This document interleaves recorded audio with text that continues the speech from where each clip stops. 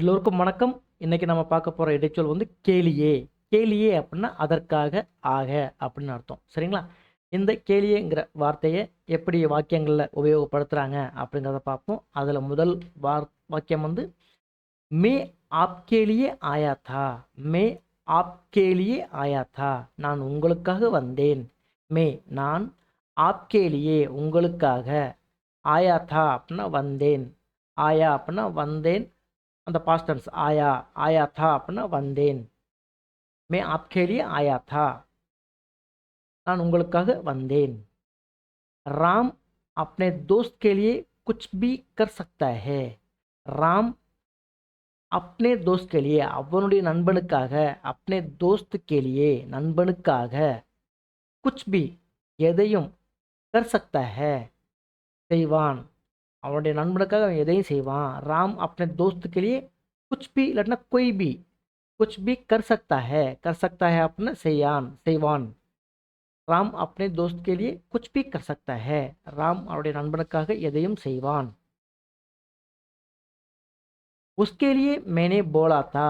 उसके लिए मैंने बोला था. அதற்காகத்தான் நான் சொன்னேன். उसके लिए அதற்காக, मैंने நான், बोला था இந்த பாஸ்ட் டென்ஸ் வரும்போது இந்த நேங்கிறது வரும். சரிங்களா? मैंने मैंने बोला था.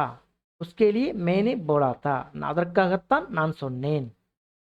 मेरे लिए कुछ ये काम कीजिए. मेरे लिए कुछ ये काम कीजिए. मेरे लिए அப்படின்னா எனக்காக, कुछ கொஞ்சம், ये काम कीजिए இந்த வேலையை செய்யுங்கள். ये அப்படின்னா எந்த, काम कीजिए அப்படின்னா வேலை செய்யுங்கள் அப்படின்னு அர்த்தம். சரிங்களா? मैं आपके लिए आया था. நான் உங்களுக்காக வந்தேன். ராம் अपने दोस्त के लिए कुछ भी कर सकता है. ராம் அவனுடைய நண்பனுக்காக எதையும் செய்வான்.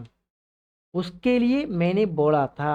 उसके लिए मैंने बोला था. அதற்காகத்தான் நான் சொன்னேன்.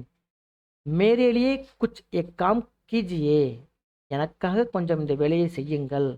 मेरे लिए कुछ एक काम कीजिए. எனக்காக கொஞ்சம் இந்த வேலையை செய்யுங்கள். சரிங்களா?